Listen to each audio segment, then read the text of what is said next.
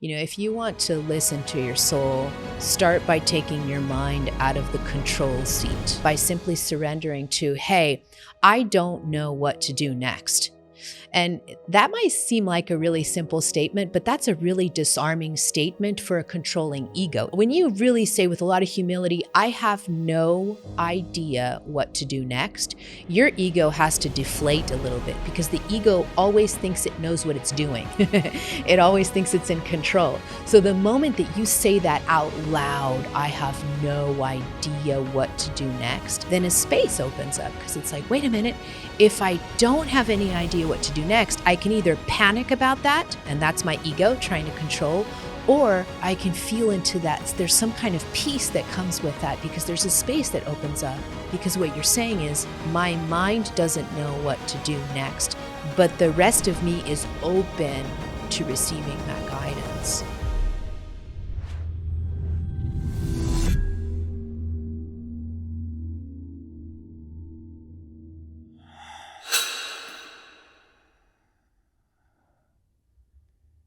Christina Lopes, welcome on Just Happen. I did my best with the Portuguese. Welcome You did. on Just Happen. I wanted to ask you to start off, what are you most excited about right now in your life?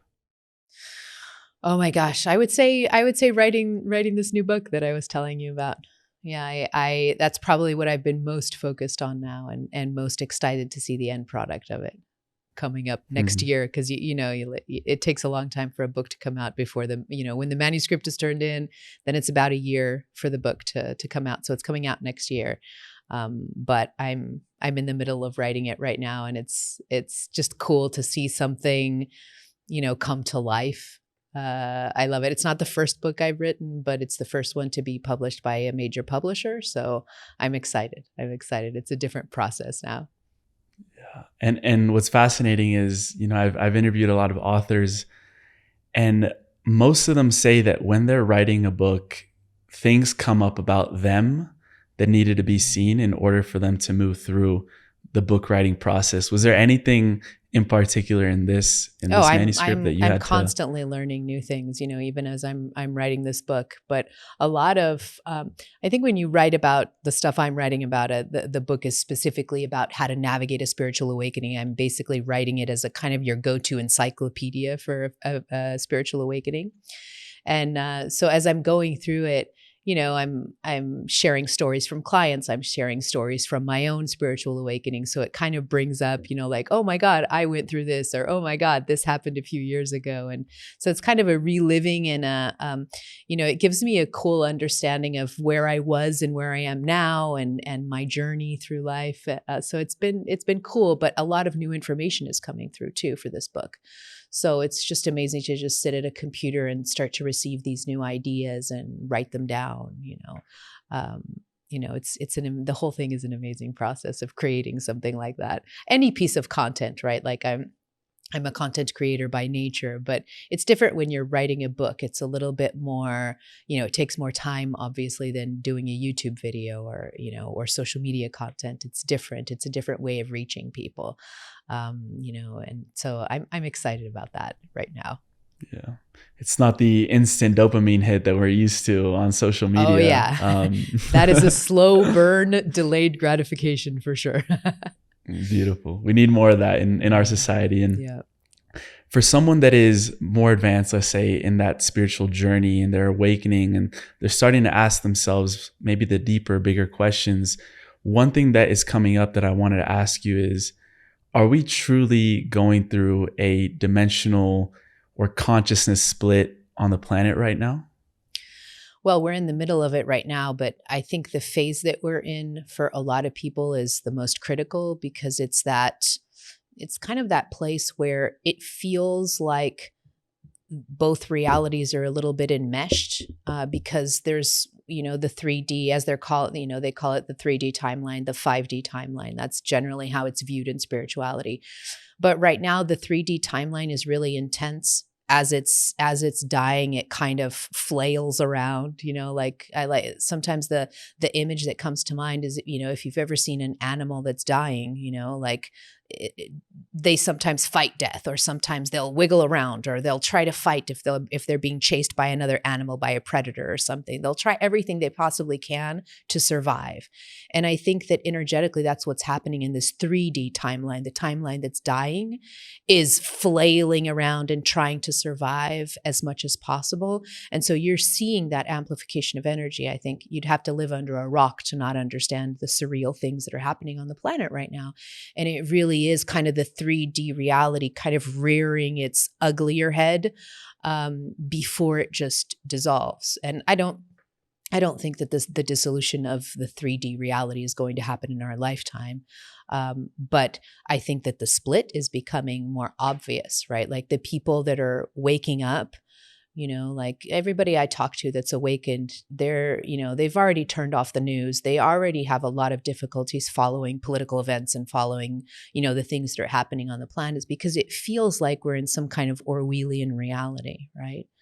And it's hard sometimes. It's hard for the people that are following their 5D path, it's hard for them to even temporarily tap into the 3D reality.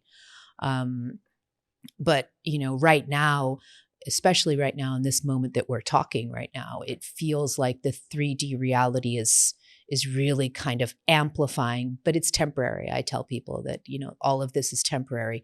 How temporary is temporary? That's, I don't have the answer for that. But when we talk about temporary, we're usually talking about years to decades. So I know that the human brain doesn't really like to think of it that way. Like, when we use the word temporary, generally our brains are like, oh, a few days and this will be all over.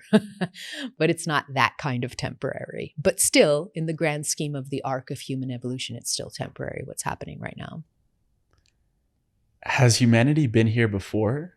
Has this leap from third dimensional reality to fifth dimensional reality, has that ever occurred before? It's happened before, like all of these great civilizations that have existed before, whether you're talking about Lemurian civilization, whether you're talking about Atlantis, whether you're talking about, you were talking about traveling to Egypt, the civilizations of the Great Pyramids, when you're talking about ancient civilizations like the Aztecs, the Mayans, there was a very high consciousness on the planet, right? Like I'm sure you experienced this, right? You're standing in front of a pyramid and you're thinking to yourself, like, there is no way that normal consciousness built this, right? Like there's just no way. And, the same thing happened to me when, I was standing in front of the pyramids in Mexico or in Machu Picchu in Peru. It's like you're looking at these relics, but you're looking at something that was tremendously advanced thousands of years ago, right? So there has been high consciousness on the planet before.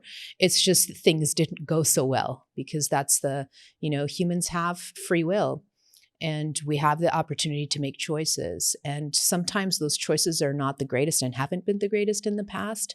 And then we had to suffer the karmic consequences of that, right? So whether you call that the downfall of a civilization or, to me, it's just timelines, right? Like there have been 5D timelines happening and those timelines disintegrated and then 3D timelines came in and now those are disintegrating.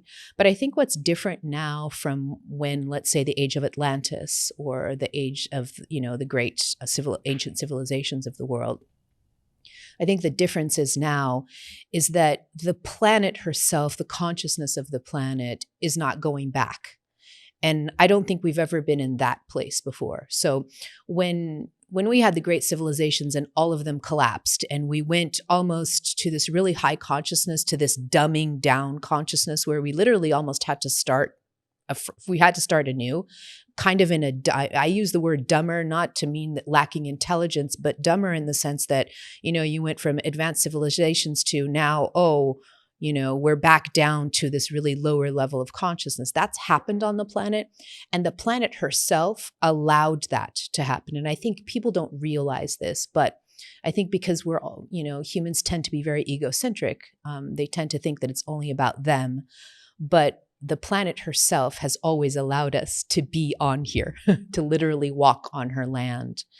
And what's not happening now that was perhaps happening before is that the consciousness of Gaia herself is ascending to a place where she is no longer allowing those timelines to collapse back down to 3D permanently, like what happened thousands of years ago before. So now when I tap into Gaia, it's very much, she continues to have this really compassionate, loving, motherly kind of energy. But at the same time, there's a little bit of a fiery, archetypal feminine energy to her, where she's saying, there's a little bit, I feel into Gaia now, and she feels a little bit like the energy of Kali. I don't know if you've ever worked with Kali. But yeah. Kali is the great Hindi goddess of, she shows up traditionally with, she's holding a decapitated head of a demon, and she has a sword in her hand. And a lot of times people are like, oh my God, that imagery looks scary. But that decapitated head is just really symbolizing the ego and the demons that Kali comes in. She basically just clears everything that no longer serves in your life. She's a very fiery, very powerful energy. And sometimes I feel Gaia kind of resonating with that energy right now. She's still very compassionate. She's still very motherly, but she's also saying, I am not allowing us to go back to what we used to do thousands of years ago. So you're either going to ascend with me, or you will not be permitted to stay on this planet incarnated. And so I feel that energy is different from how it was in past civilizations, for sure. And the last time, we had great shifts on the planet. There is something different, right? Like now it feels like there's only one way to go, and it's up. Like it's ascension. It's, like moving into a different state of consciousness, moving into unity consciousness, understanding that separation consciousness only creates a lot of suffering on the planet, and it has for so long. And I think we're at a place where it's like, oh, the planet herself is like, enough is enough of this, but for a lot of people, they might be listening to me and they're like, what are you talking about? Union consciousness with all of the stuff that's happening in the world right now. It seems the complete opposite of union consciousness. And that's precisely because of what I was just talking about a little while ago. This 3D reality of separation consciousness, it's wiggling and trying to survive as it possibly can as it's taking its last breaths. And so that's the intensity that you're feeling in the energy right now. And part of Mother Earth not allowing those timelines to collapse is, if humanity is one of the main stewards of the planet, then she would have had to make a call out into the universe and say, I'm allowing in a wave of souls. Some people call them light workers, star seeds. We've heard all the terms possible. There's a term that I hadn't heard yet until I came across your work, which was template changers. Yeah. And you said that they are coming in the millions right now. Yeah. What do you mean by the template, and what exactly is being changed in this template that you're talking about? Yeah. So template changers they are very unique. So I'm a different template changer, Mary, you're a different template changer. Everybody has their unique blueprint. But what I mean by template changers, these are souls that are coming in programmed on their physical avatar, in their body, in their biology, in their DNA, and then subsequently in their energy system, their chakras, everything that compromises them. They have a blueprint, a specific template that comes in, and it literally implants onto the earth, and it helps the earth change her own templates. And so it's a co-evolution. Right. So Mother Earth is evolving. So are the souls that are coming onto the planet. If you've met any new children coming onto the planet, I have a beautiful nephew. I have another one on the way. And these souls are very, very different. They are completely different than when I was born, for sure. These children now are different. And it's because they're already coming prepared for this new template. And template changers are tasked with specific missions. So, for example, some people come in with a template to be in sacred partnership. So these are people that come in and they are meant to be in a new kind of relationship. And then they are meant to then serve as examples, living examples for what a relationship is supposed to look like, or what it can look like to the people around them. because if you look at it right now, let's take relationships as an example. We've been having relationships because we observed others have relationships before us, right? And so we observe, we intake those ancestral codes in our DNA, and then we're born, and then we continue to perpetuate the same type of, whether it be relationships, cultural expressions, all kinds of things. We're very programmed in that to continue to do the same thing that our ancestors did. Template changers don't have that. Template changers understand that they are completely different. And sometimes when I talk to template changers, they'll say that they were like the black sheep of the family, that they did not fit in, that they were completely different.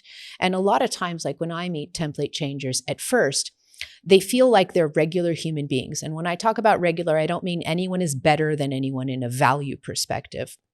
What I mean is that template changers are very unique, just like everyone else is, but they come in and it's like they put this cloak of normalcy on, and they can actually be programmed with regular templates. So going back to the example of the relationship, I've met a lot of people who have tried to have regular relationships, and they failed so miserably at regular relationships. And it wasn't until they figured out that they had the sacred partnership template that they were like, oh my God, I'm not supposed to have a relationship the way that it was supposed to be, and it's not just questioning your sexuality or questioning, like that's old news, like being non-hetero is old news already. It's deeper than that. It's almost also like, I've been talking to people who say, I don't know if I want to live with my partner. I don't know if I want to sleep in the same bed with my partner, if I want to have a different bedroom.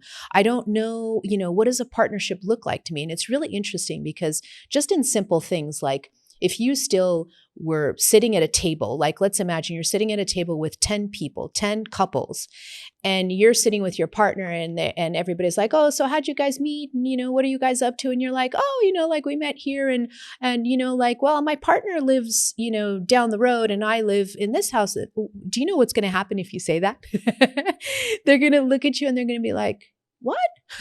Why aren't you married? Why don't you live in the same house? Why don't you sleep in the same bed? And it's still considered that there's something wrong with this relationship unless you take it to the next level, which is you got to be sleeping in the same bed with this person forever. And that's the only way that it's considered a relationship.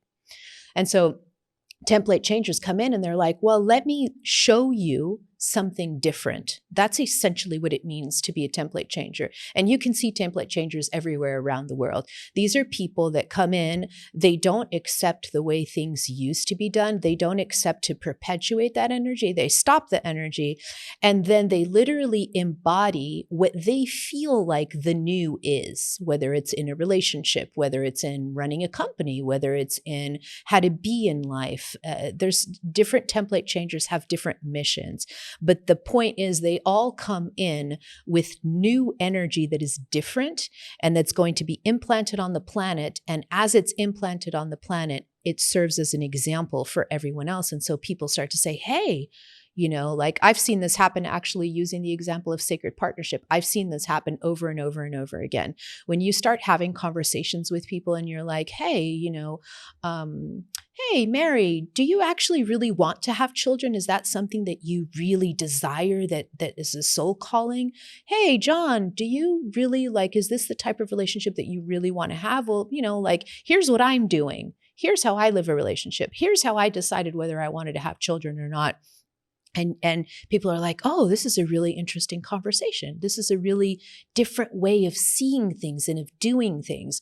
And since we evolve a lot through observation and examples, living examples, it's really important to have these role models, and template changers are role models that allow us to see something different that we hadn't seen before. So when you look at a template changer and they're actually doing their mission, because there's a lot of template changers that are they're still wearing the cloak of regular society. It takes a while for us to take the cloak off. It takes a lot of courage, and it takes a while because we've been raised, by our parents to believe certain things. And so we have all this societal, cultural, familial covers on top of us. And it takes years for us to be like, oh, I take this programming out. I don't believe this. I don't want to keep this. And so you start throwing these cloaks out. And then as soon as all the cloaks are done and you're literally standing in your power, there's something remarkable because you are serving as this kind of beacon. People look at you and they're like, there's something interesting going on there, but I don't know what it is, but I'd like to tap into that energy. And they'll start tapping into the energy. And that's how then, you tap into the energy, then the person receives a little bit of that energy, then they tap into the energy, then pretty soon there's like this tipping point where then that becomes the predominant template on the planet. And that's happening with a lot. I use the example of relationships, but there are template changers for literally everything on the planet. And I would like to go back to speaking about the children. I know you had a specialty in neuropediatrics where you worked with children with disabilities. And, I don't know if you're aware of this new podcast show that came out, Telepathy Tapes, that became very popular. And it's about, autistic children who are literally demonstrating evidence-wise telepathic gifts with the people around them, their parents. When you were working with these children with disabilities, what did you see in them that maybe now you could see from a spiritual perspective and say something else was going on here?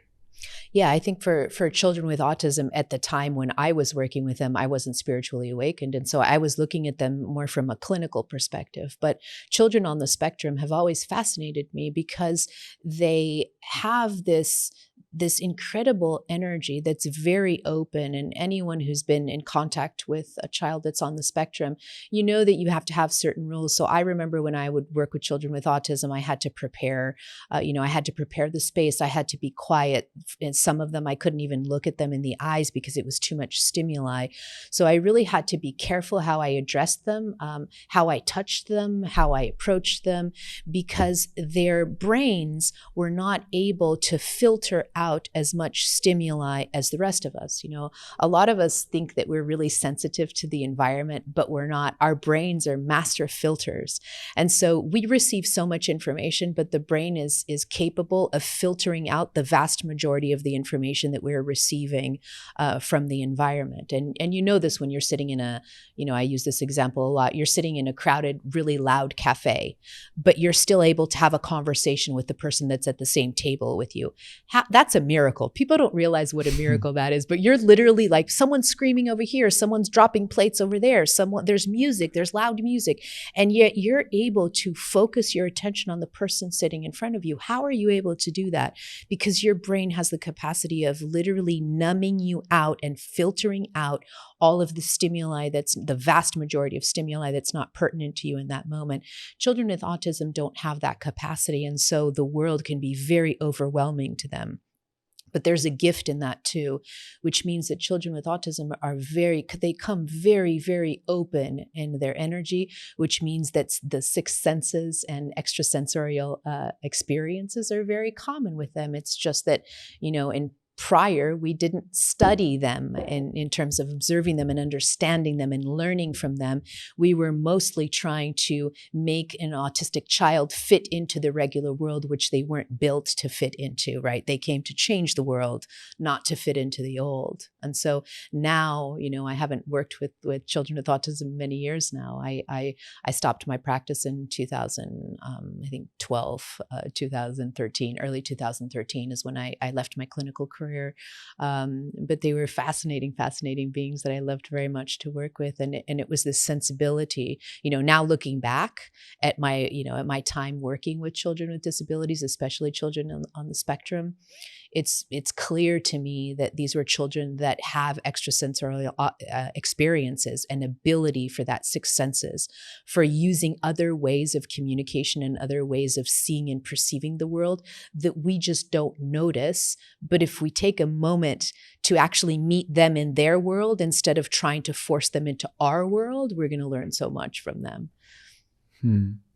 And utilizing their different template than the Western society, I wanted to ask, how do shamanic cultures hold space for members of their community that they see that they might be losing their mind, or that something isn't quite, normal about this person. How do those cultures deal with these members of the Yeah, so society? shamanic cultures are really interesting in the way that they perceive mental illness, and when they see distortions in your mental framework, which means that when they, what we call in Western society, it's the reality of consensus, right? Consensus reality.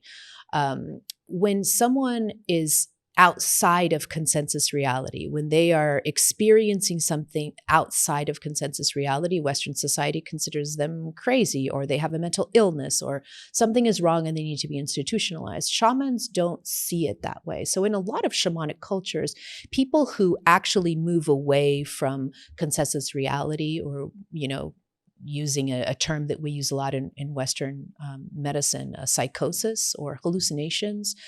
Shamans a lot of times see this as the calling of the shaman, the calling of the healer.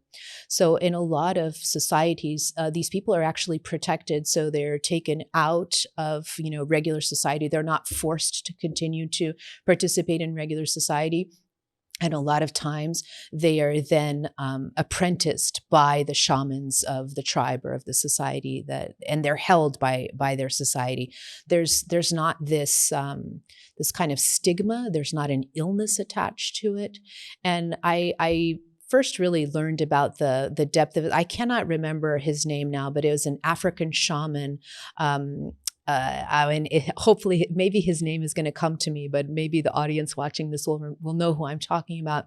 It's an African shaman that then went to the U.S. He was a doctor, and he went to the U.S. to do a residency. And when he got to the U.S. to do a residency in psychiatry, he was horrified by what the West did to, people that were having these experiences outside of consensus reality. So he would go down the hallways of psychiatric hospitals, and I remember him saying that he would look around and he would say, wow, it was like hospital full of shamans, of potential shamans, And I remember him saying that, and that really stuck with me, that Western society doesn't know how to hold people when they're having a spiritual awakening. Like, I talk a lot about that in my work, but then more to the extreme, right? Like, it's more extreme than a spiritual awakening when you're when you're venturing into non-consensus reality, and now you're going into a place of psychosis in the sense that you can harm yourself or you can harm others. Like, you're not able to hold consensus reality while you're going through your spiritual awakening.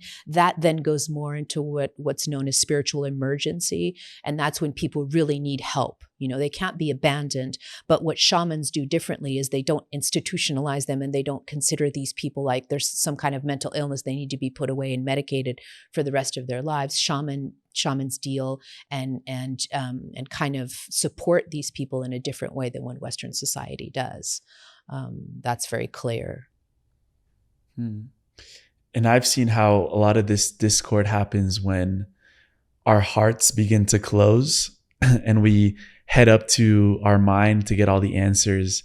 And you talk a lot about the alchemization of the heart and how it's one of the most powerful energy centers in the body.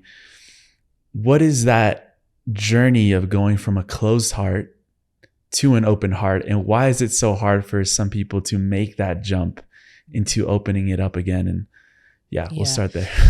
That's really interesting, because I'm actually, I'm in the process actually of writing that part of the book right now. So thank you for asking that question, because that's very top of mind for me right now. It's something I'm sitting with a lot these days as I'm healing. I'm going through my own healing cycle. So I'm writing for others, helping others. And at the same time, this is what happens. We're all going through our own spiritual awakening and our own healing.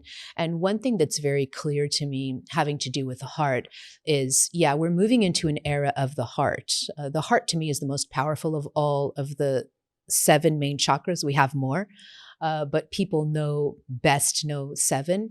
And to me, it's the most powerful of all the chakras. It's the bridge. It's the middle one. It's the one that really connects you to everything and lets you experience connection and openness and the reception of love and the feeling of love and the feeling of compassion. All of those really high vibration emotions are generated at the heart level. And so the heart is a portal of tremendous intelligence, and shamans used to refer to the heart really as the most important part of the human too, seeing with the heart, being able to see with your heart as opposed to your mind. And so the heart is super important, but the heart is sometimes not easy to open, especially when you have trauma in your life, especially if you are sensitive and you have trauma. So there are compounding effects. And one of the reasons why that happens is because when you have trauma, when you feel unsafe as a child, your nervous system will go into what's known as sympathetic nervous system dominance. So this is the fight or flight response. So you're constantly on edge. Your nervous system, the nervous system that helps you survive if you're being chased by a lion, is activated and dominant. You cannot open up in that state because the sympathetic nervous system is not made to allow you to open up.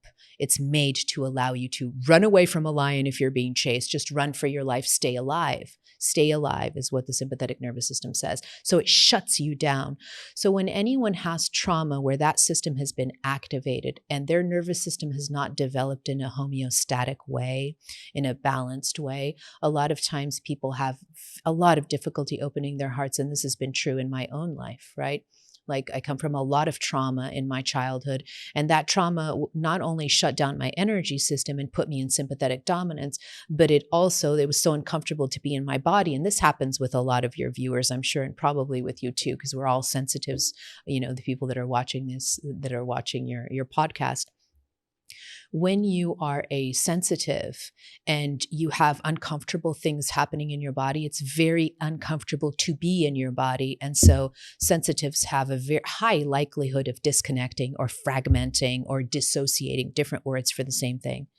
So the more you dissociate from your body, the more shut down you are. You're incapable of opening up if you're in a state of dissociation. And so yeah, we're moving into an era of the heart, and it's so, so important. But if you have a fight or flight dominance inside of you, if you have trauma that is unhealed, if you have trauma in your body that's not healed, it's going to be really hard for you to operate from a consciousness of the heart because it won't open. Your heart opens when you are safe. And I don't think people realize that this is a really important thing. So I'll repeat it again. The heart is a really important chamber. I see it sometimes as a chamber. There are multiple chambers to the heart. There's multiple layers. And so I see it a lot as, like imagine multiple doors, one after the other, and you open each door and you enter a deeper chamber. And then you open a door and you enter a deeper chamber. You open another door and you enter a deeper chamber until finally you get to the core of the heart. So the heart doesn't just open in one fell swoop. It opens in chambers, one door after the other.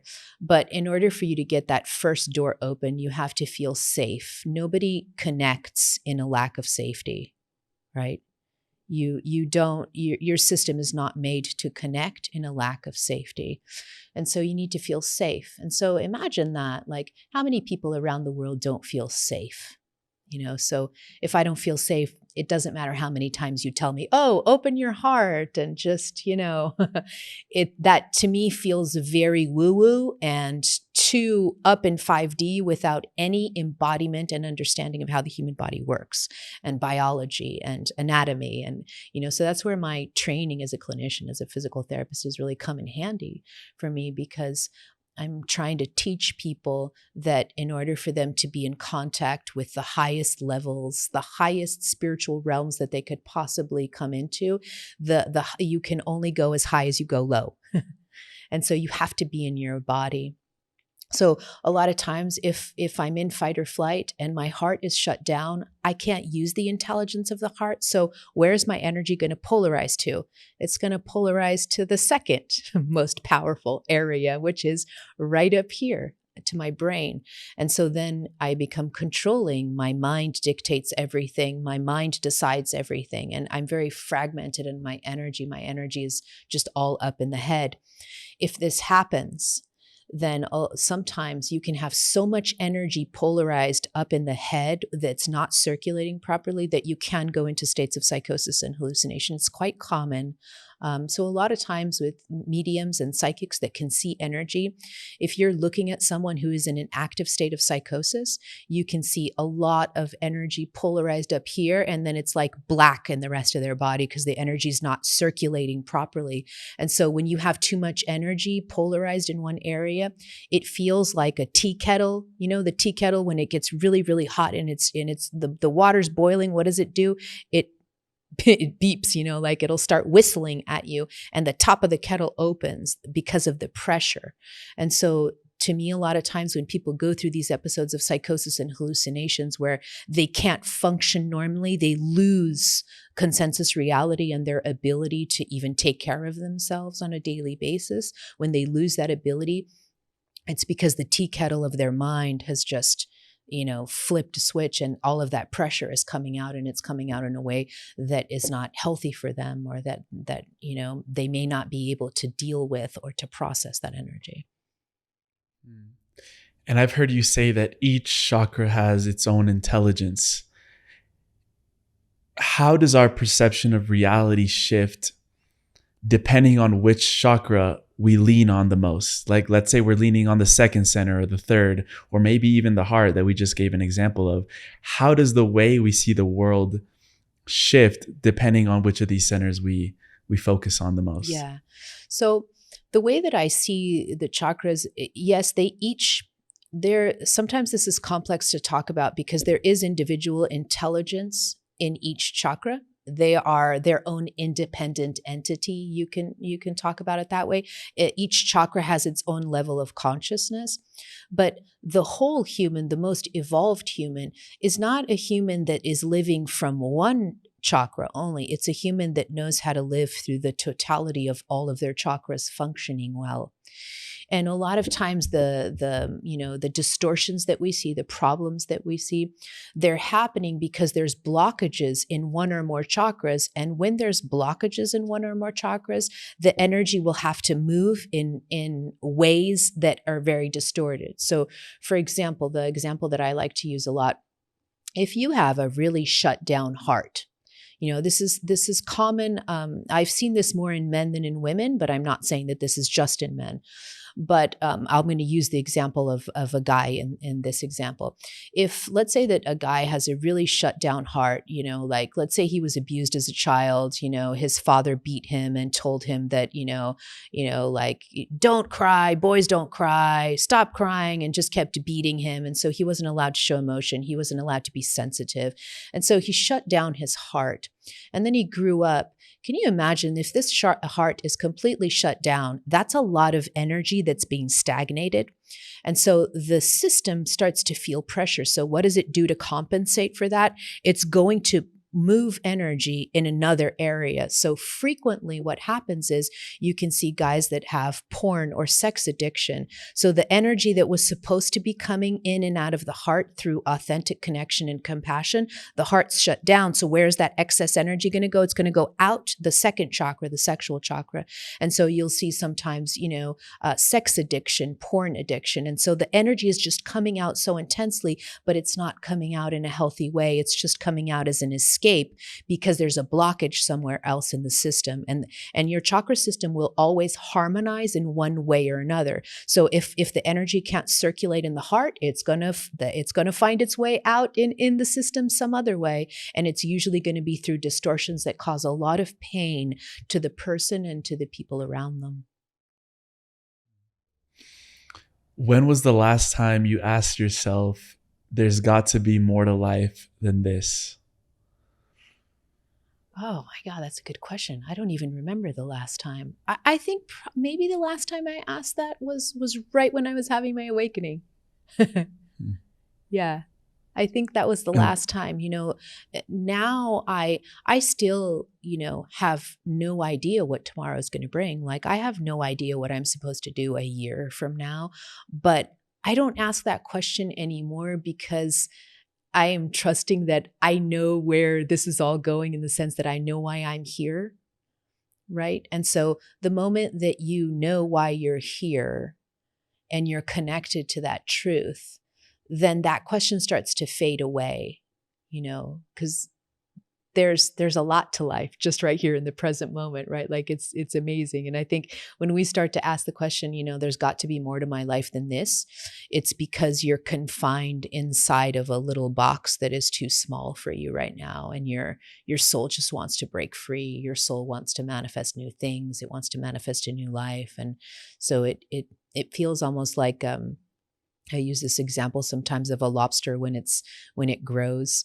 Lobsters are incredible when the little soft body of a lobster gets too big for its outside really hard shell. It starts to feel uncomfortable, right? Because the shell doesn't move. It doesn't have flexibility. And so what it does, the lobster goes under a rock and it starts to break down the shell. And then pretty soon its new body cracks open the shell. And it lets go of the shell and it just stays under a rock for I don't know how many days while a new shell is developing. So it can't come out from under a rock until that new shell is in place. Otherwise it would die. It would be exposed to predators. And so that's sometimes what it feels like, this question, there's got to be more to life than what I'm feeling right now, is that moment when, you're about ready to crack out of your shell or your box or your prison or, the life that you were living before. That's what happened to me. Like I constructed this life, speaking of programming and, what our ancestors and our family and society teaches us. I was living what was supposed to be the American dream, the perfect life, got married, had a house, had a nice car, had a dog, white picket fence and all of this. And I was miserable, and I couldn't understand why. And so when my life fell apart, I just sat down and I asked that question. I was like, there has got to be more to my life than this, because I knew that there was something else I wasn't seeing, But I don't know, I don't know if you ask that repeatedly throughout your life. It hasn't been my experience. I think I dwelled and I contemplated that question initially in my awakening. And now it's like, well, yeah, there is more. There is more, and I've seen it and I'm walking towards it every day and I'm creating it and co-creating it every day. But now it's with a different energy. It wasn't with the energy of despair, because I feel like that's how I asked that question to me initially when I was in a place of just I was desperate. I was just like, my life just fell completely apart. And I'm like, I can't be here just for this, like I cannot be here just for this. And, now that you're asked this question, that's another key indicator of a template changer, actually. This question, because when my life fell apart, my templates started to come online and they were like, they just started to illuminate. And the templates were like, hey, you're supposed to be doing this and this and this and this and this. So it's normal that my mind was asking that question, like there's got to be more than this. Like I can't just get divorced and then, just a month down the road, start dating again and get married again, a year from now and just try to do this exactly the same way again. I knew I couldn't do that. I knew that there was like a fork in the road and that I was going completely somewhere else. But that was because, my template changing blueprints were activated during my awakening.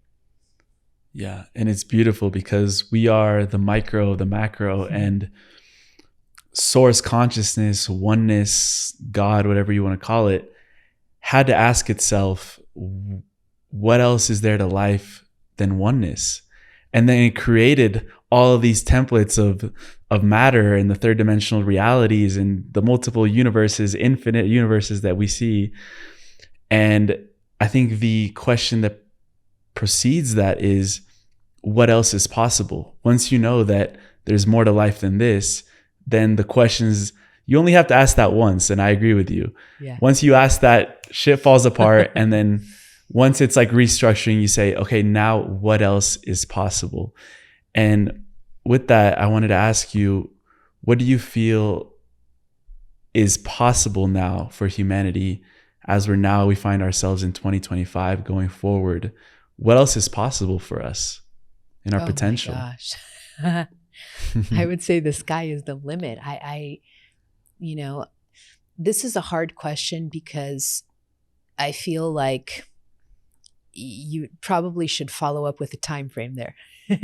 You know what I mean? Like if you ask me like what's possible in the next 10 years, I think that's Let's do 10 years. I like that. I like okay. that. Okay, because if you tell me what's possible, I'm like, whoa, I'm starting to, well, what's possible? We're going to evolve out of a physical body at some point, like something like that. But 10 years from now, I don't know. I'm seeing a lot of, it's the continued movement towards oneness. It's the continued movement towards connection. It's the continued movement towards realizing that you are not just on this earth for what you thought you were on this earth. Like there's it's just more waking up. Like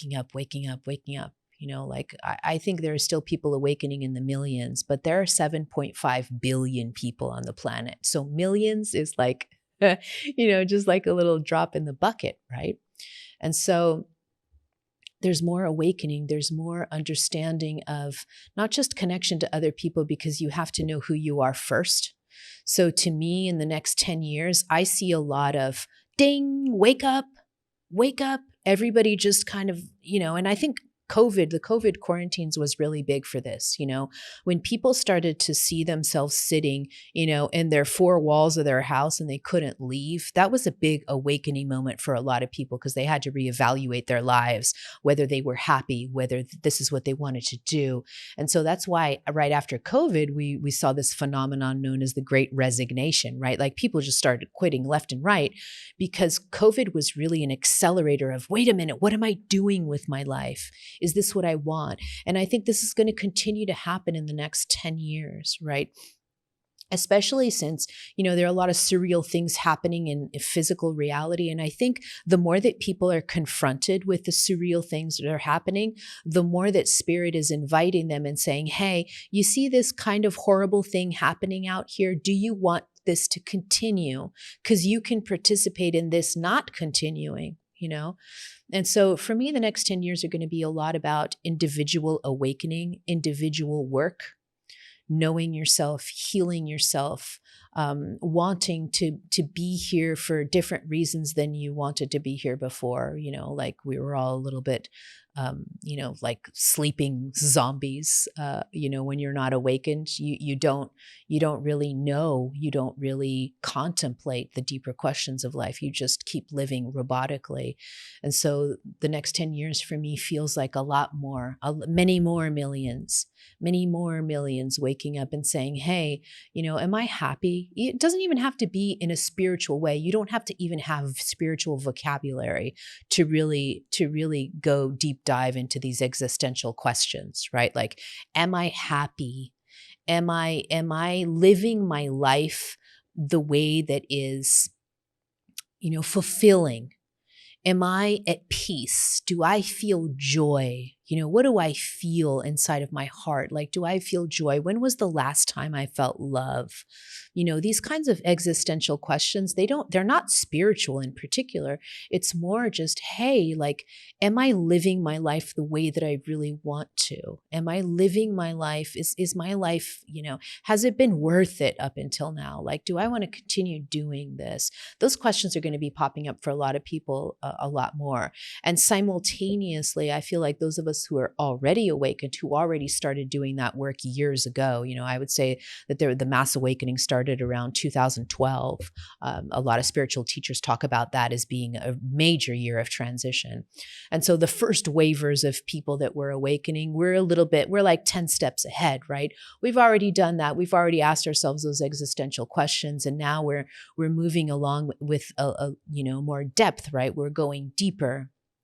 We're going higher and we're going lower. We're integrating more. We're becoming more spiritually mature. And then as that happens, we open up and we connect more and we create a world that really is harmonious and built on unity consciousness, and the sky really is the limit on that, right? Like unity consciousness is going to change the planet completely, not just having financially, not just politically, in terms of all of our institutions, in terms of companies, in terms of business. Unity consciousness, those codes are going to change everything on the planet. And I see that moving a lot more in that direction in the next 10 years. Where do you see the templates of communities moving in the next coming years? Because if these next few years are going to be a lot about individual questioning and healing and that deeper work when people are initially awakening, because I think a huge new wave is going to be coming, and it's already starting now. How will communities shift in that sense? Well, you're already seeing that right now. So when I had my spiritual awakening, I had very much a shamanic path. I spent 4 years in hermit mode where I literally talked to almost nobody. I was living alone. For 4 entire years. That was a long time. That was my initiation. I spent, the better part of 6 years by myself when I first had that spiritual awakening. That was my path. It was more the path of the hermit or the path of the shaman. But what I've noticed as the years passed, and that's part of my template here too, is, that path, that solitary path was preparing me for then helping others have their spiritual awakenings within the context of community. So an example that I'll give you, like we run a community, it's called Heart Alchemy, and people are going through spiritual awakenings. They're doing their individual work, but they're doing their individual work while connected to other people who are going through the same thing. And so at the same time that they're doing their individual work, they're also supported by others. And that's something, honestly, like I look at our beautiful community now and I have coaching calls with everybody, and, everybody's coming together when we do retreats, in-person retreats. And, a lot of the same people come year after year to our retreats, and they just have this incredible kinship together. They know each other already. They're friends, they're family already. You can see that they're doing their individual work, but at the same time, they're helping each other and they're connecting with each other. And that's where spiritual evolution is moving. It's moving less towards more of the hermit shamanic path. There's still some people, like that was my path. And in a lot of ways, it continues to be like, I need my hermit time. I need to be alone. I need to do my thing. I need to go into my cave or whatever, so that then I can come out and I can help people in that way. That continues to be a bit of my individual path, but more people are awakening. And since the mass volume of people awakening, that means that there's a lot more potential for connection. Whereas before, I've talked to a lot of people who, before they joined Heart Alchemy, before they joined our community, they literally had not one soul to talk to about their experiences. They couldn't talk to family. They couldn't talk to coworkers. They couldn't talk to anyone because they tried and people thought they were crazy and wanted them to go see a psychiatrist or whatever. And so they had no support whatsoever. And now I see that changing. In the last couple of years, I see that changing a lot, where people now are like, oh my gosh, like I met this person and they're having a spiritual awakening too. And so I was able to talk to them and we were able to exchange phone numbers and now we're connected. So that is happening more. It's still an individual path. A spiritual awakening has to be an individual, like you can't do everything in connection. Right? Because you have to be a whole human being standing on your own 2 feet. If you're not, that's called codependency. And so spiritually awakened people, they have to do their inner work. That's primary always. But you can do your inner work and then also connect with others at the same time. So it's kind of a masculine and a feminine energy to it, right? The masculine energy of standing on your own, the feminine energy of collaborating, of connection, of nurturing each other, and it's balancing out more and more now as people awaken.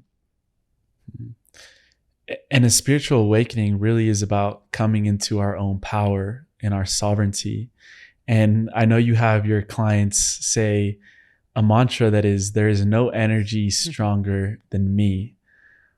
Why did that spark for you to teach this mantra, and what does it really mean? What does it really do? Yeah. A lot of the things I teach from experience because it was a problem or an issue or a wound that I had to resolve in myself, like that's basically, I teach about the things that I'm learning or had to learn. And that mantra is probably one of the most powerful in my life because I suffered a lot. I've been an extreme sensitive since I was born. I'm what's known as a physical empath. So that means that I somaticize energy in my body. So if I'm standing next to someone who, let's say, has, broke up with his girlfriend and he has a huge heartache and, that heartbreak wasn't resolved. And if he's standing next to me, in a grocery line or whatever, I will start to feel chest pain and I will start to have problems breathing. So I somaticize. So it's a physical empath that's on the more extreme range of sensitivities. But the more sensitive you are, a lot of times sensitives go through this growth period. When we're children, we don't know how to navigate those sensitivities unless we have parents that are also sensitives and have that vocabulary and help us navigate the world. But it hasn't been the case up until now, right? And so when I was raised, my parents didn't know what the heck was going on. So I was really, really sensitive to energy. And because I didn't have anyone around me teaching me how to navigate the energies that I was feeling, the feelings and the sensations I was having in my body, I shut down.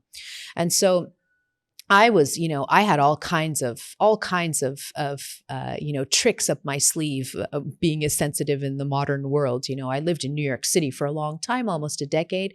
And I remember that I was so sensitive that sometimes, I'd walk into a bar, and the first thing, my friends didn't even know I was doing this, but I'd walk into a bar and I would spot the bathroom. I always wanted to know where the bathroom was, because if I started to panic and if the energy was too much, I'd have somewhere to escape to. And then if the bathroom didn't do, I would just literally peel it. I say bye to my friends and I'd go home.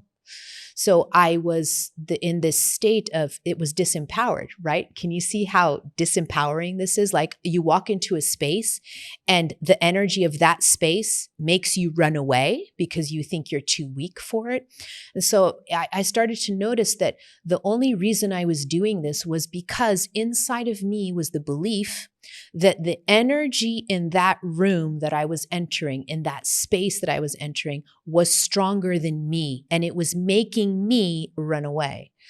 And then I had this understanding after my spiritual awakening. I thought, wait a minute, I'm a multidimensional, really big ass being.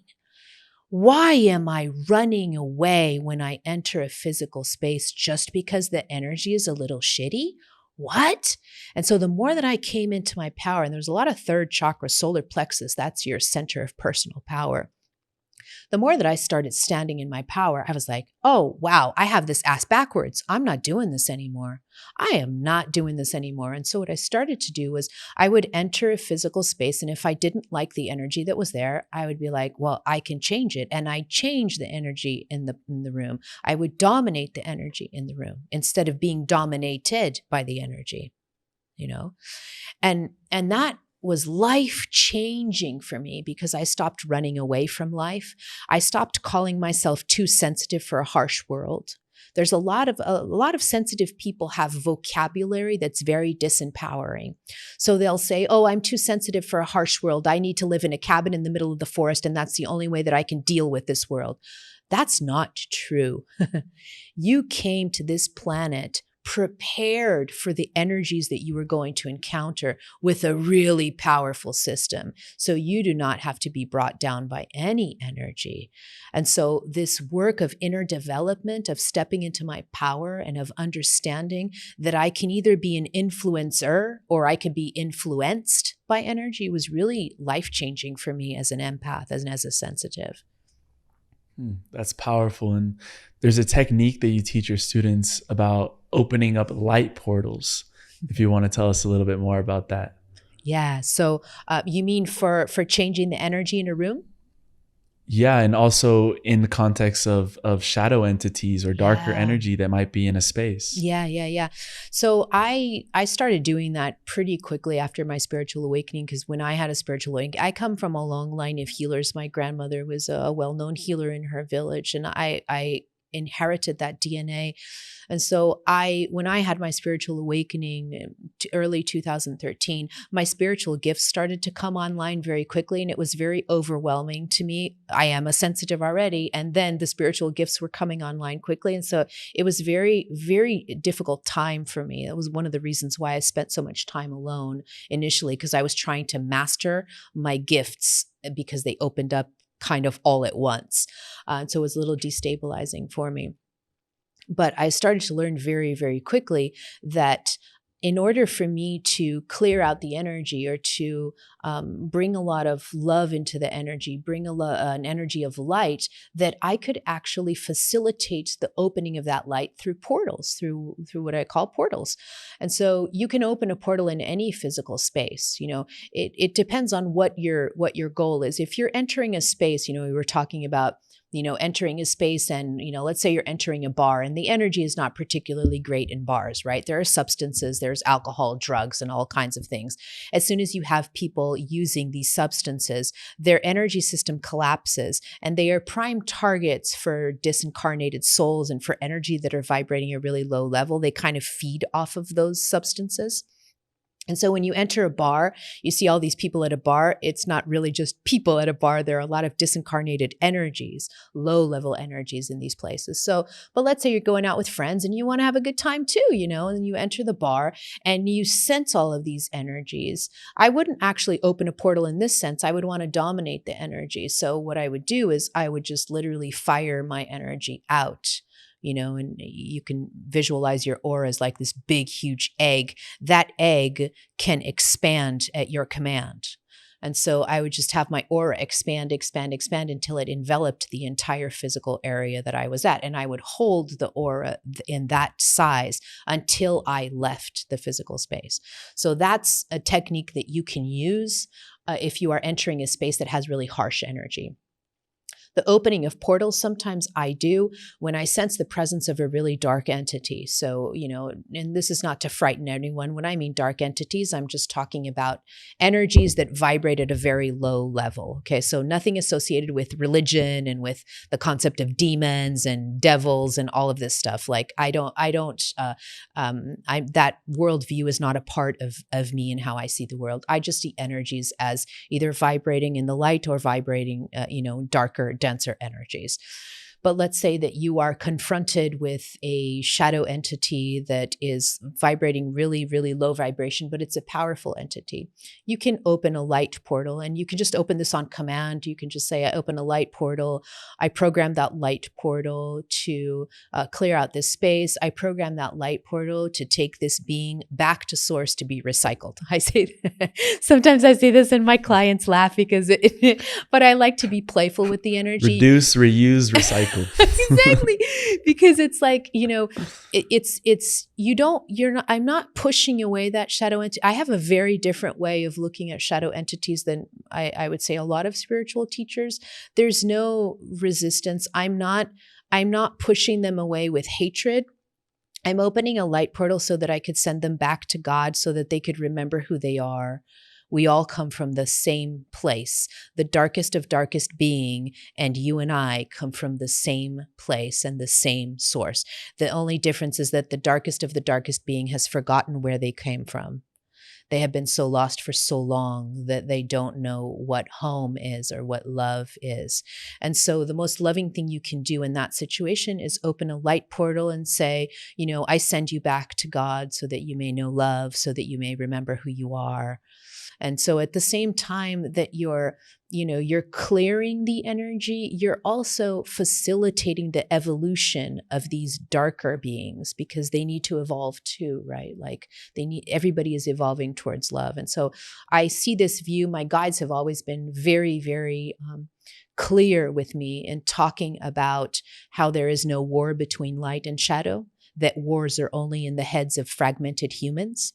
And that is something that has really stuck with me. My guides have been very clear with me from the beginning that it's all love. It really is all love behind the curtain. And whenever you see wars or divisions or whatever, it's just a figment of the human fragmented imagination, And so when I am confronted with any kind of lower level energy, it's not comfortable on my body because they don't feel particularly great, but I still, it's with a lot of compassion. I open light portals with a lot of compassion, and I just send them back to God, so that they remember who they are. War and battle only exists in the mind of fragmented humans. That was, wow. Okay. I like that. I'll take that away. Yeah. It's kind of, I don't know if you were, I don't know if you have any kind of Christian upbringing or anything, but I was raised Catholic, and I do identify with the Master Yeshua a lot. And, that saying that even if you're not Christian, you've probably heard this biblical saying where he's dying on the cross and he says, "Father, forgive them, for they do not know what they are doing." And he's talking about the Roman soldiers that put him on the cross. And that to me is just such a beautiful example of Yeshua showing people that, hey, these Roman soldiers that literally just hung me up on a cross, they're not doing this because they're horrible, evil people. They're doing this because they've forgotten who they are. They have fragmented minds. They don't remember. And so whenever you see a war down here, whenever you see conflict, whenever you see it, conflict is always a consequence of fragmented minds that have forgotten who they are. And Yeshua talked a lot about that. The New Testament, the Bible doesn't really talk about sin in the way that Yeshua talked about it. So you would have to go to the Gnostic Gospels, or you would have to go to the books about Yeshua that are outside of the New Testament, that are outside of religion. But if you start studying the mystical texts and the stories about Yeshua, you learn that he talked about sin in a very different way. To him, sin meant acting from forgetfulness. When you act from forgetfulness, you're going to end up doing a lot of crap on this planet. When you act from remembrance that you are a soul in this beautiful, incredible body, you can't hurt anyone, right? To me, that's clear. Yeah. And I've heard you mention that one of the main elements or features of this reality is going through this veil of forgetfulness. And then we're gifted this free will aspect. And you said that our soul has many different paths that it could take when it utilizes its free will, but that there's a highest path that the soul prefers in this lifetime.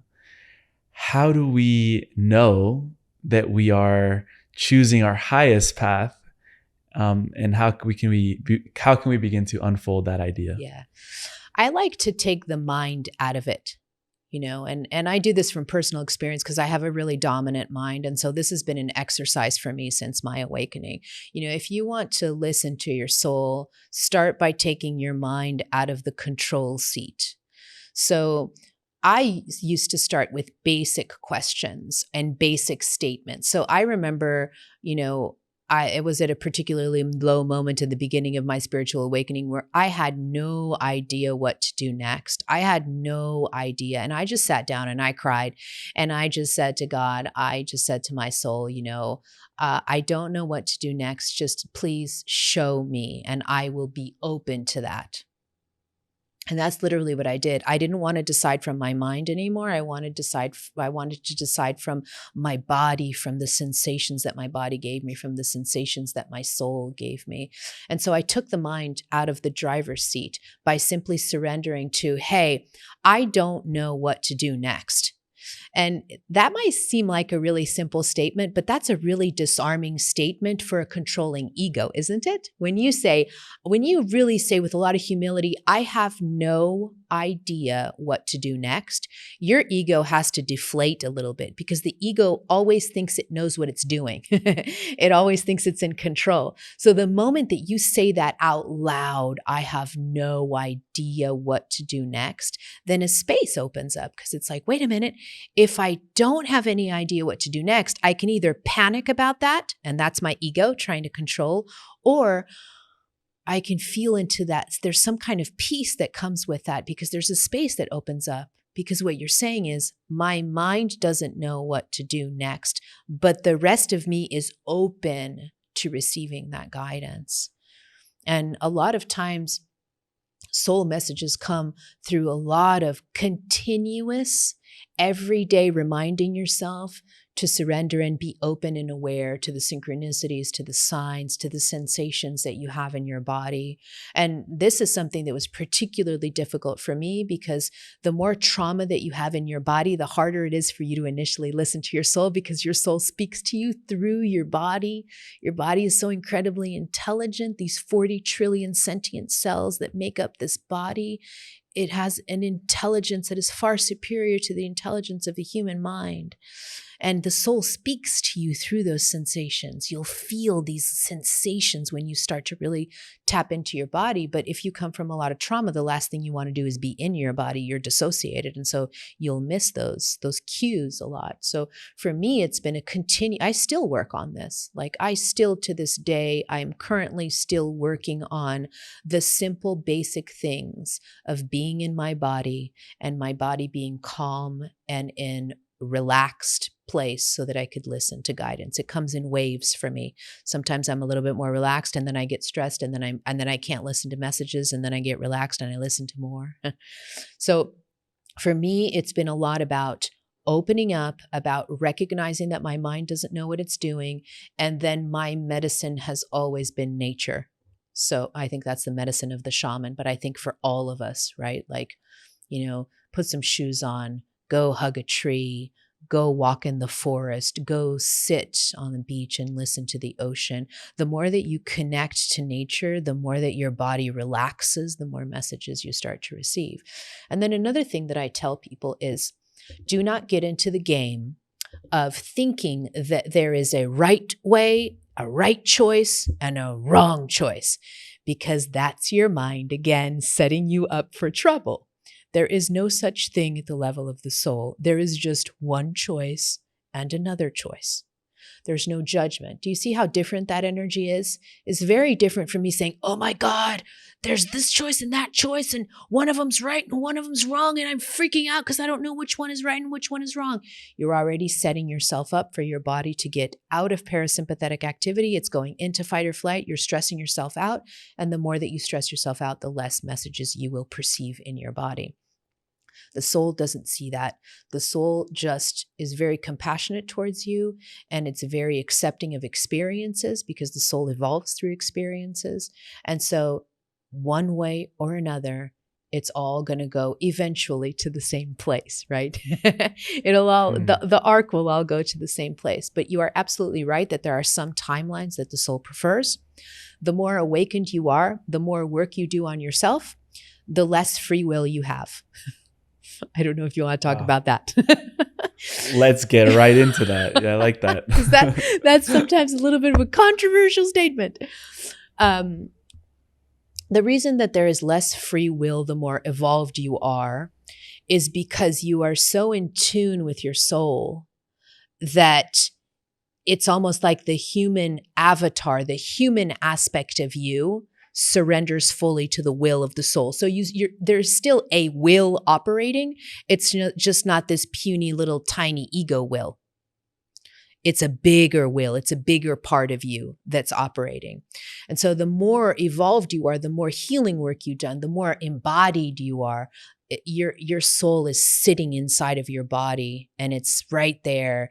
And when it says, hey, let's go here, you can hear it really well. And you're just like, yeah, let's go here. I can hear you. And so there's less free will in the sense that your soul, the energy of your soul will overpower the tiny little ego.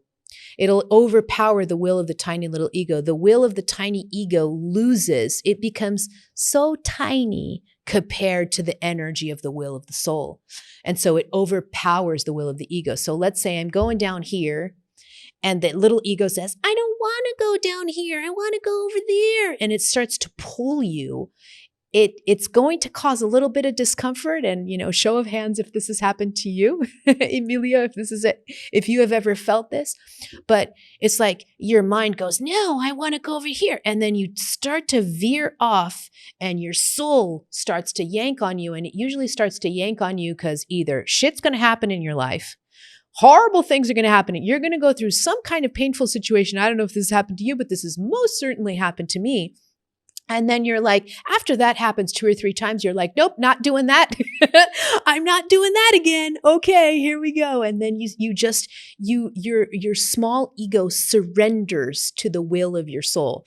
Another classic example that we have of this, that everybody, even if you're not Christian, you understand this, who thinks that Yeshua actually walked slowly to Jerusalem and that he didn't have any second thoughts?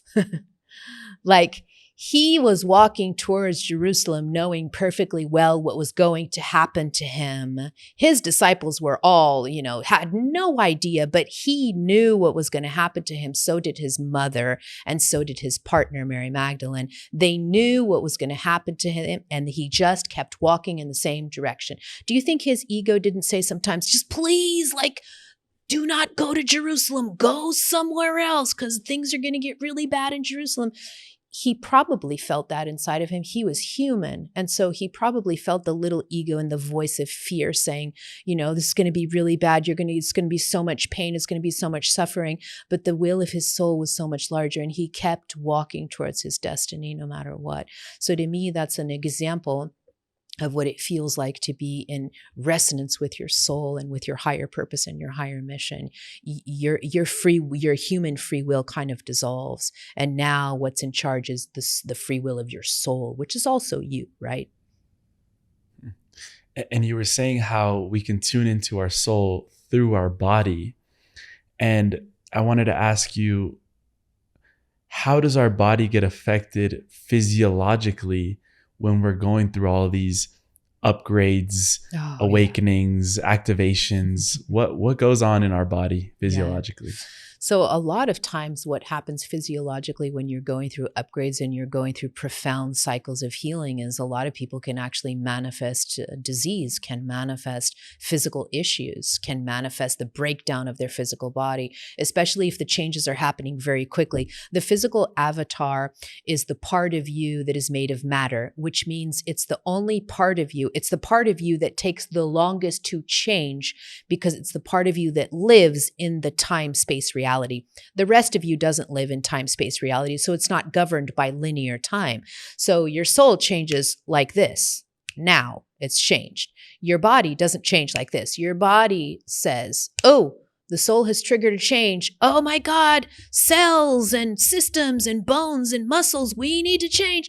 And so it's like, okay, hey, soul, I need 10 days. I need a year. I need 6 months. And so the body needs this linear time because it's the only part of you that has to obey the laws of physics within this reality that is made up of matter. It's the densest part of you. And so I have so much compassion for the physical avatar, especially of template changers, of light workers, because our physical avatars, they already biologically, you are prepared for these changes. Like I talk to a lot of people, like people have told me that you change so quickly. I cannot imagine changing that fast. I feel like I would break down into like a puddle. And it's true. Template changers have the capacity in their physical bodies to transmute and transform energy faster than non-template changers. And it's because we're here to fulfill a particular mission of changing the energy within a lifetime. So we don't have the luxury of being able to do that really slowly. Like we came here a little bit on an accelerated timeline to help humanity change templates and evolve, really. And so for those of us that are transforming and are going through these spiritual awakenings and these healing cycles, the physical body can really, really struggle. And so I tell people, please be very, very kind to your body. Do not forget the basics. Water. It's foundational for a spiritual awakening. It's so important to hydrate, and sometimes to hydrate more than you normally would, because water helps move energy in your body. So water, food that has a lot of prana. Do not eat junk food. Don't eat stuff that's not coming out of the ground, that's not coming directly from Mother Gaia. Be very conscious of resting, of sleeping, of taking it easy, of relaxing when you need to. And so for a lot of people, this is hard, especially if you have been imprinted with this kind of hustle culture that you have to constantly be on the go. That can be hard for people to be able to make these shifts. But you have to make these shifts and you have to prioritize your body. Otherwise, it will break down on you. And then you'll have to be dealing with diseases and with, injuries and with surgeries and with all kinds of things. So I tell people, slow down if you feel like you are going through a transition. If your body is exhausted, relax. If you need to rest, rest, drink a lot of water, go a little bit slower when you're going through healing cycles or when you're going through more intense transformation. And if you do that, what's happening on a cellular level is when you're feeling the symptoms, it's because your cells are opening up and they are vomiting out old energy. So an example I give of this is, have you ever gone to do a massage and, halfway through the massage, you start to feel a little nauseated? Has this ever happened to you before? Yeah. Yeah. So the reason this is happening to you is because as the massage therapist is moving through your muscles, there are a lot of toxins that are being released into the bloodstream, stagnant energy that's being released into the bloodstream, and it's being moved. And as soon as it's being moved, it's common for you to feel a little nauseated. And so if you take that at the level of the cells, you have 40 trillion of them approximately in your body. And imagine that they all just open up and there's like, blah, and they throw old energy out. And then that old energy has to be circulated at the level of your blood vessels, at the level of your lymphatic system, at the level of your meridians. They circulate energy at the level of your chakras. And so there's a lot of circulation that's happening. When those cells vomit out old energy, that's when you feel the symptoms. That's when you're like, oh my God, I don't feel good at all. Oh my God. And this can last months sometimes, we go through different cycles of purging and then taking in new light. So then the cell purges and then there's a new space that's opened up. And then in that new space comes light, new concentrations of light. When your body absorbs new concentrations of light, that can also cause physical symptoms because the physical avatar has to adjust to that new vibration. I had my guides, when I started channeling my guides during my spiritual awakening, I was a bit impatient. I was still being commanded by my mind. I've always had a really active mind. And I remember I'd be channeling my guides and my mind would be in the background arguing about something. And I remember one day I was channeling one of my guides and my mind in the background was saying, this is taking so long. Like it's taking so long for me to upgrade. And my guide, heard my thought in my mind. And my guide said, do you realize that, we know exactly how much light you can take at any given moment. And if we were to beam down more light than you are prepared for, you would die. Your physical avatar would die. And that was when I was really confronted with the fact that, whoa, excessive light can actually kill the physical avatar if it is not prepared for that concentration. And so you only change and upgrade in phases at the capacity that your physical avatar has to hold that new concentration of light. This is known as light quotient. The higher concentration of light that you have, the easier it is for you to upgrade. But your soul knows exactly your capacity to hold light at any given moment, and it will not overburden your body with concentrations of light that it cannot. But when you are upgrading and when you are taking in that light, that can cause physical symptoms too. So I really see physical symptoms happening at two areas at two phases in your development, when your cells are purging and then when your cells receive new light for the first time. And so, but regardless of what phase you are in, the self-care is pretty much the same. Stay hydrated, move your body. Sometimes you could be so tired that you can't really move intensely. You don't have to be running sprints down the street, but move as in maybe all I can move today is this. This is my movement today. But movement in the body really helps with energy circulation, eating well, or maybe sometimes not eating. Some people fast when they're going through upgrades. And so you have to listen to your body and what your body needs.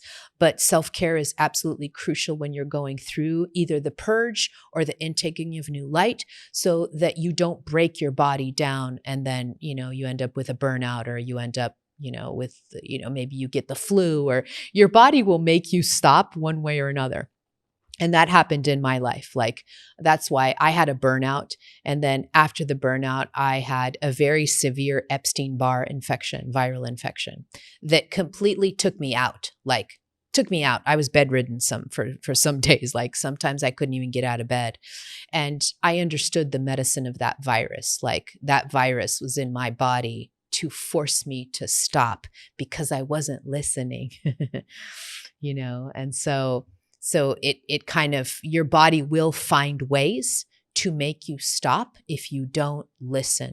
So I'm constantly telling people, I struggled for almost 3 years with Epstein-Barr. Don't take your body to the point where it has to actually manifest a physical disease for you to stop. Please don't do that. Listen to your body when it first starts giving you signs. Hey, let's rest. Hey, calm down. Hey, relax. Hey, I need to sleep a little bit more. And Christina, what did the ancient Egyptians understand about the Ka body? The ancient Egyptians were amazing. So if you see their entire teachings around the Ka body is really interesting. So for your viewers that don't know what the Ka body is, it's called the etheric twin. It's literally, you can think of a duplicate of yourself, but it's made out of energy.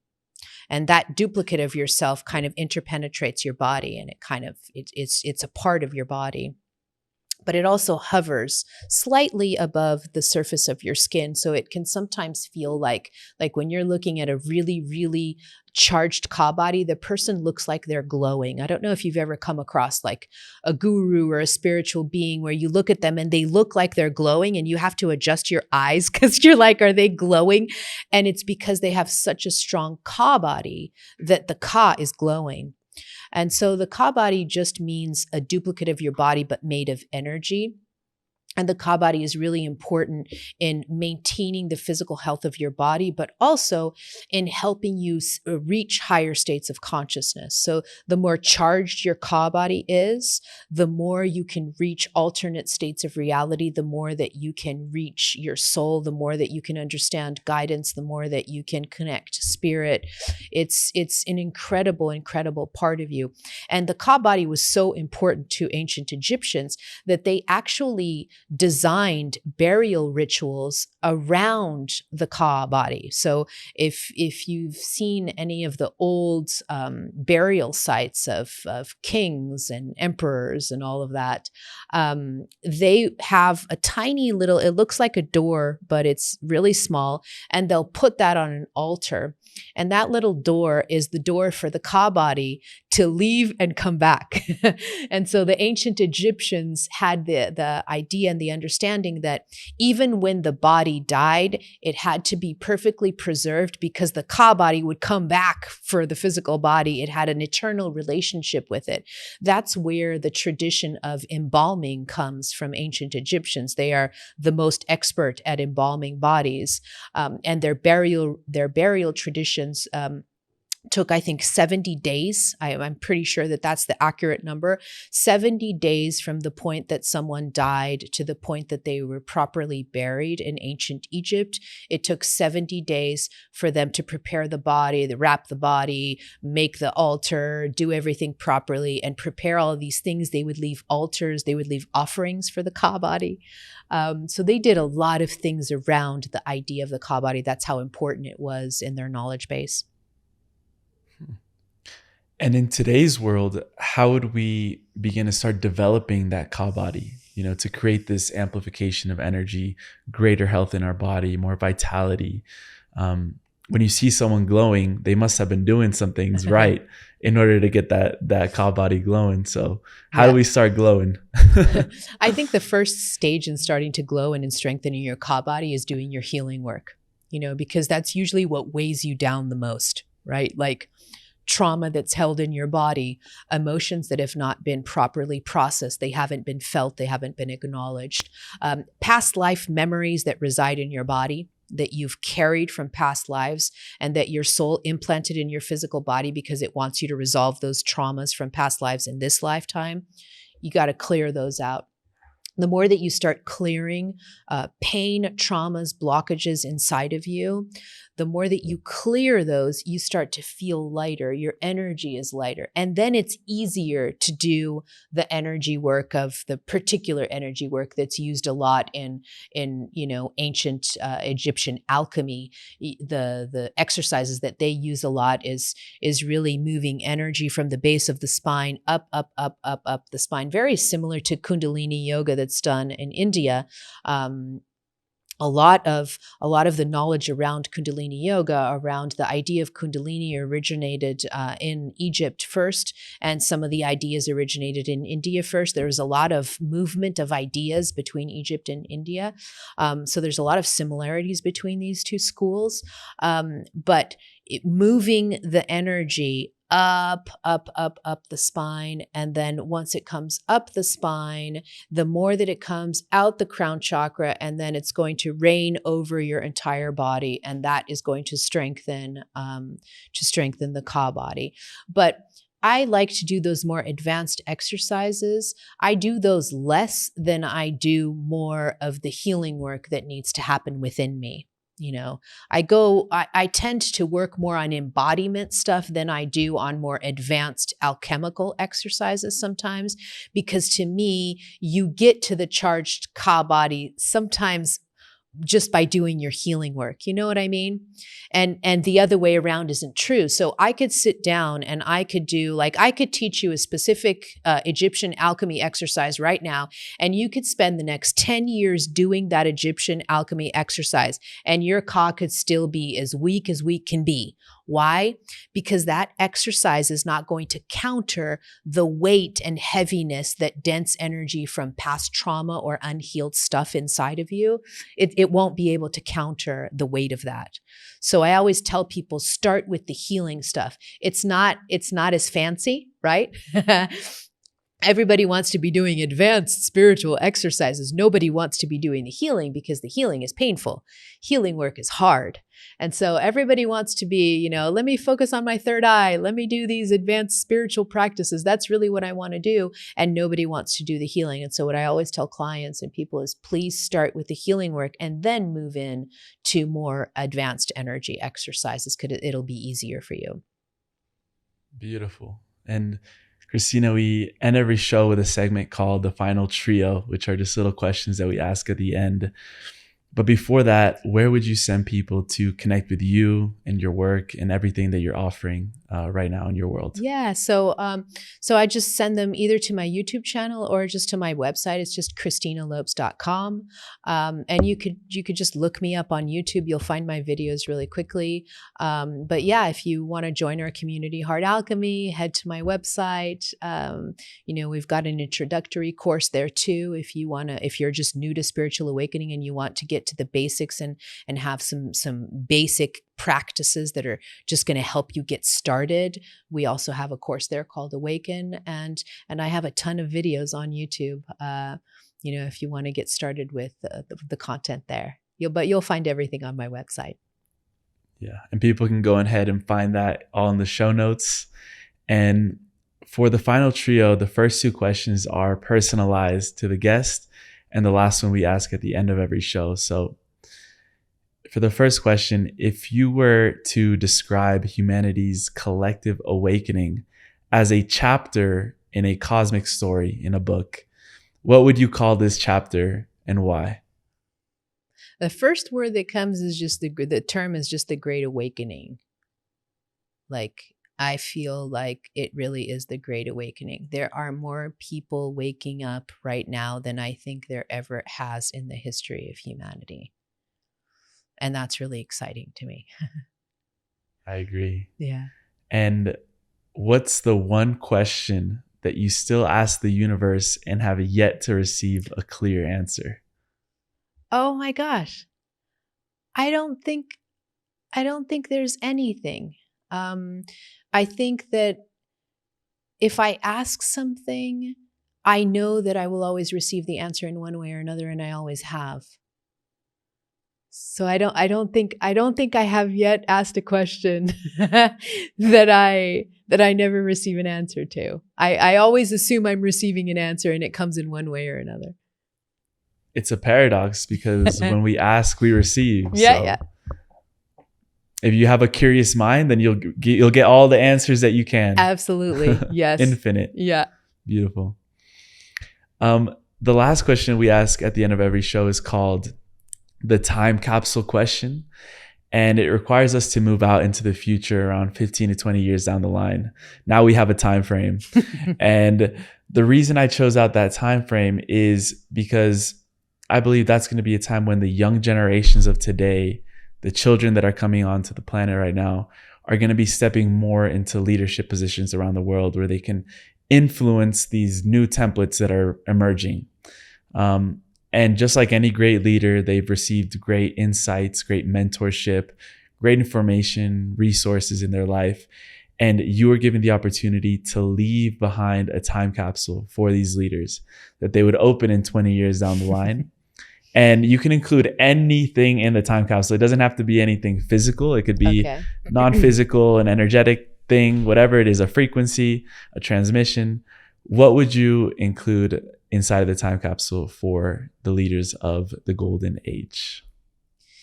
I think it would probably be a code, actually, just like a code of remembrance. That these new souls coming down here, the veil of forgetfulness isn't as strong anymore. So I would just have a little code of remembrance. Maybe they open that time capsule and they absorb that code. And if there's any forgetfulness in them, they're just going to remember who they are, how powerful they are, how loved they are, how connected they are, how they're really just connected to this beautiful oneness and this creator that has made everything. And they just remember this love that they came from, and that they are. So that's the only thing that comes to mind, is just like a remembrance code, maybe. Yeah. Well, Christina, you are a walking, breathing code of remembrance. Thank you so much for the work that you do. It's been an honor to hold space for you, and I can't wait to do this again. I really appreciate you. Thanks. For sure.